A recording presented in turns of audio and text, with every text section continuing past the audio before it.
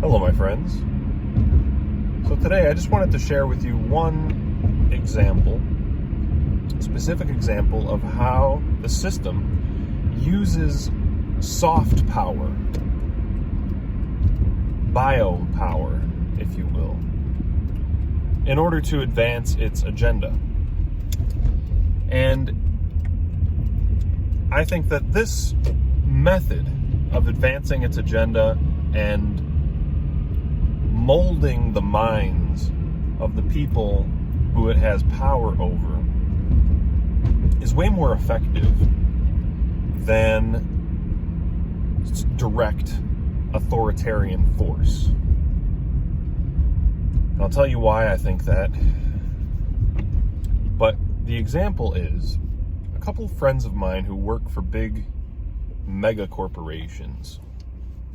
You would know them by name, even if you aren't in the United States, I think. They're that big of corporations. I won't name them. But each of these friends works for a different corporation that ostensibly is separate from one another. However, despite this apparent separation, each corporation sent out memos to these friends of mine, and all of the memos had the exact same narrative and the exact same request. And that was, the holiday in America, Martin Luther King Jr. Day, is approaching, and the corporations are giving their employees the day off.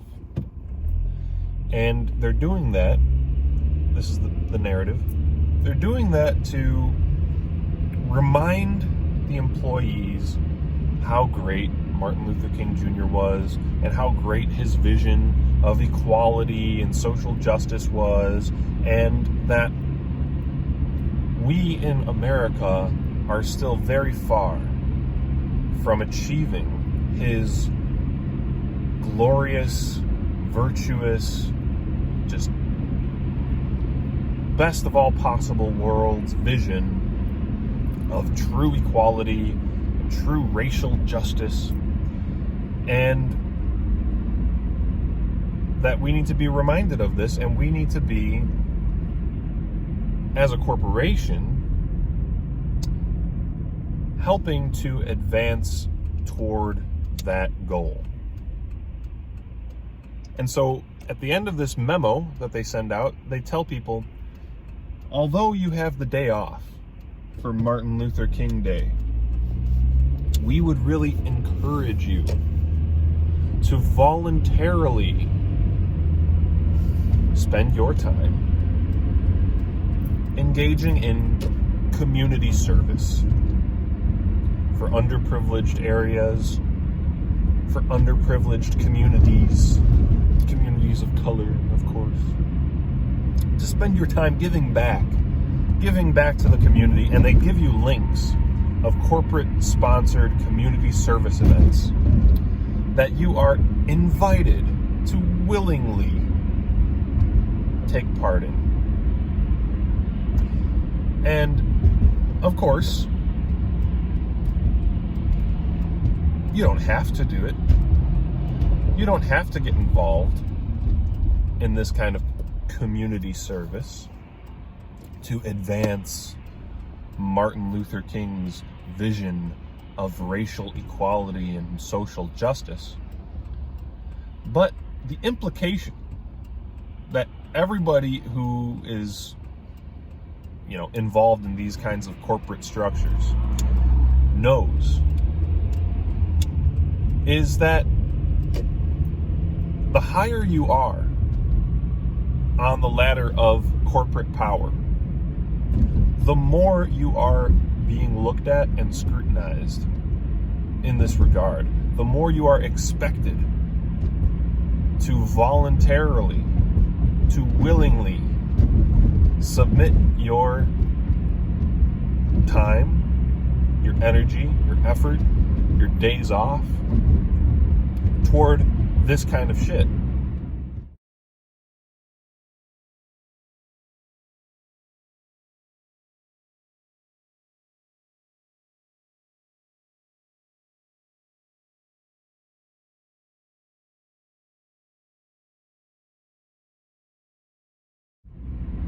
And of course, like I said, you're not going to get fired for not doing it.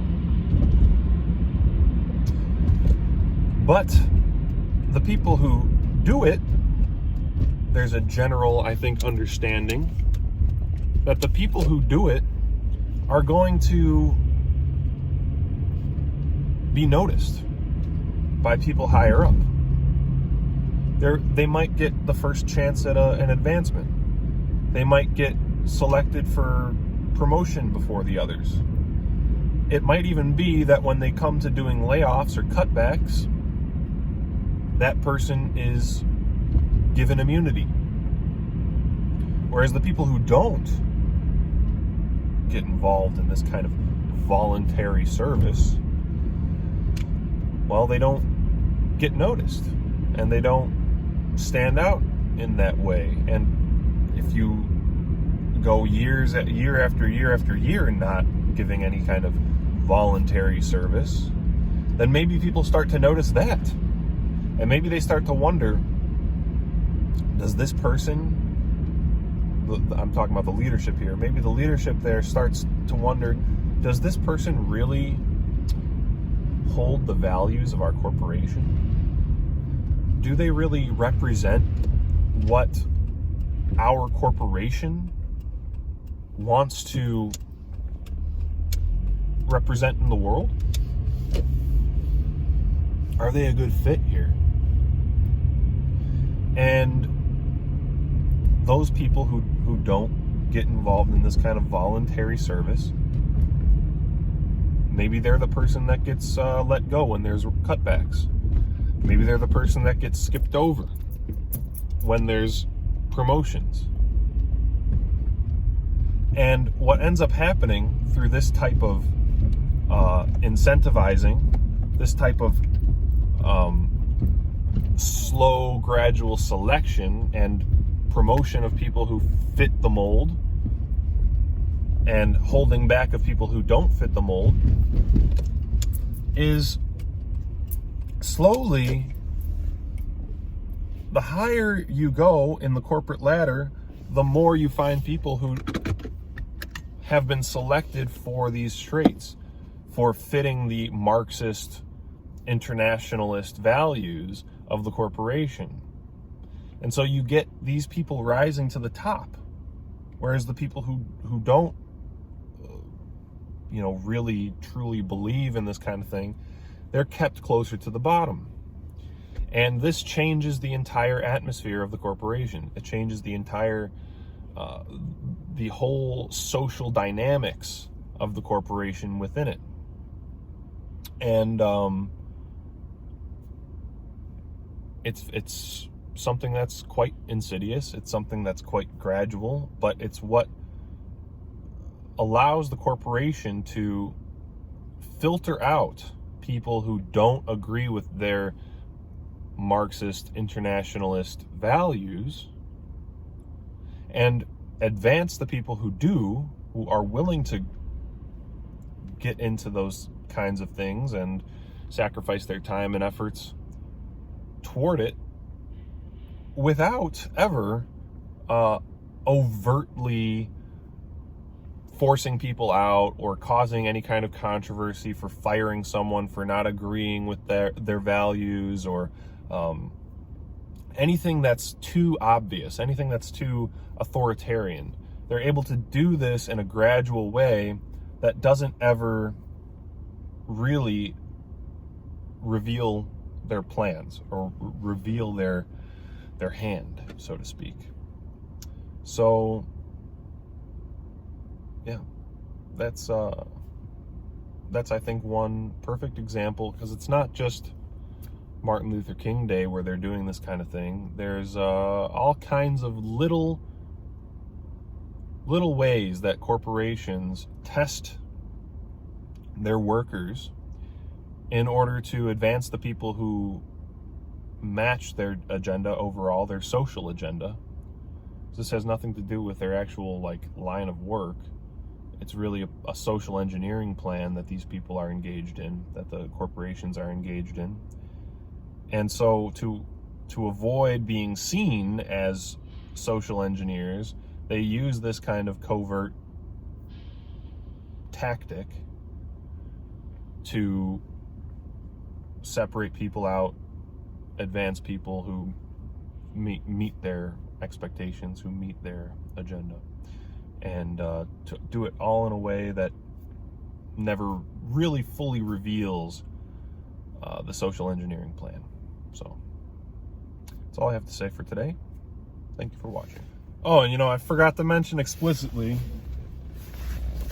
what I brought up at the beginning of the video, which is that this type of soft biopower type of strategy is so much more effective than overt authoritarian force, because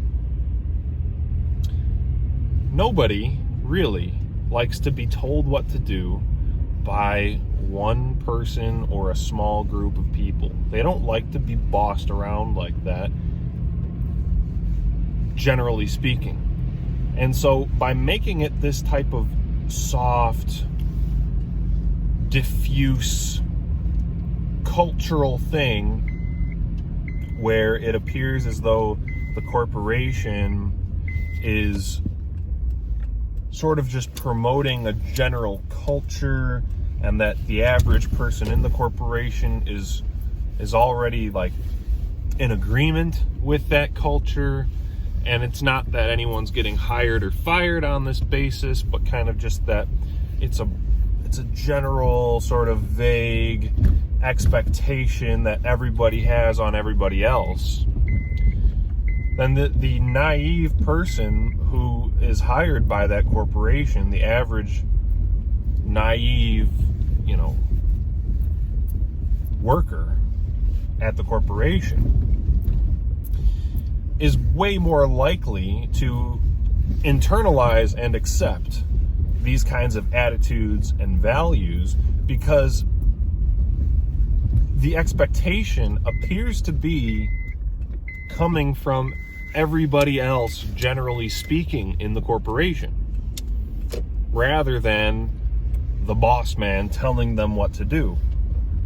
It's just a general, it ends up appearing like a general sort of cultural attitude that everybody in the corporation shares.